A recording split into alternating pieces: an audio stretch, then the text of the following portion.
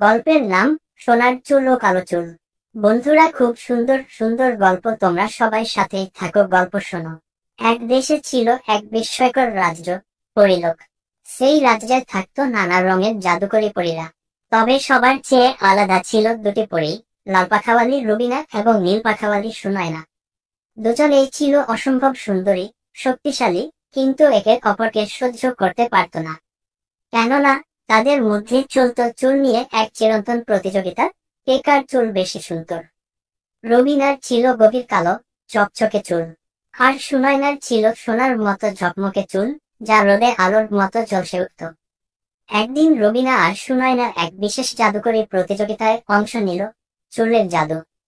প্রতিযোগিতার শর্ত ছিল, যিনি নিজের চুল দিয়ে এমন কিছু সৃষ্টি করতে পারবেন যা জীবন্ত, কথা বলে, আর নিজস্ব ব্যক্তিত্ব রাখে, তিনিই বিজয়ী। রবিনা তার কালো চুল দিয়ে বানালো এক জীবন্ত চুল, নাম দিল নিশি। নিশির চোখ ছিল বেগুনি আলোয় ঝলমল, আর স্বভাব ছিল গম্ভীর ও বুদ্ধিমান। সুনয়না তার সোনালী চুল দিয়ে তৈরি করল তারা, এক হাসিখুশি, চঞ্চল ও প্রখর বুদ্ধির চুল মেয়ে। দুজন চুল মেয়ের দেখা হতেই শুরু হলো দ্বন্দ্ব। তারা তর্ক করতে লাগলো, কার চুল বেশি শক্তিশালী, কারটা বেশি আকর্ষণীয়। তাদের কথোপকথন ধীরে ধীরে ঝগড়ায় রূপ নেয়। এদিকে রবিনা ও সুনয়না নিজেদের চুলের সৃষ্টিকে নিয়ে এতই গর্বিত ছিল যে তারা চুল মেয়েদের বিচারের উপর ছেড়ে দেয় পরীর রাজ্য কার হাতে যাবে।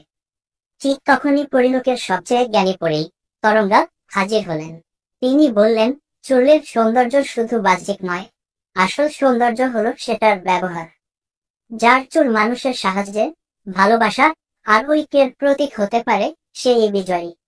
নিশি আর তারা তখন একে অপরের দিকে তাকিয়ে শান্ত হলো। তারা মিলে জাদু দিয়ে এক বিশাল গোল্ডেন ব্ল্যাক বাগান তৈরি করলো, যেখানে সোনালী আর কালো চুলের ফুল ফোটে, আর সেই ফুলের সুগন্ধে সারা জায়গা মুখরিত হয়ে ওঠে। রবিনা ও সুনয়না তখন বুঝলো, একসাথে থাকলেই সৌন্দর্য ও শক্তির আসল রূপ প্রকাশ পায়। তারা প্রতিযোগিতা ছেড়ে পরীলোককে একসাথে রক্ষা করার প্রতিজ্ঞা করলো। চুল মেয়েরা এখন পরীর রাজ্যের বন্ধু, জ্ঞান ও ঐক্যের প্রতীক। গল্পের মূল বার্তা, সৌন্দর্যের চেয়েও বড় শক্তি হলো সহমর্মিতা, ঐক্য আর মনের বিশুদ্ধতা।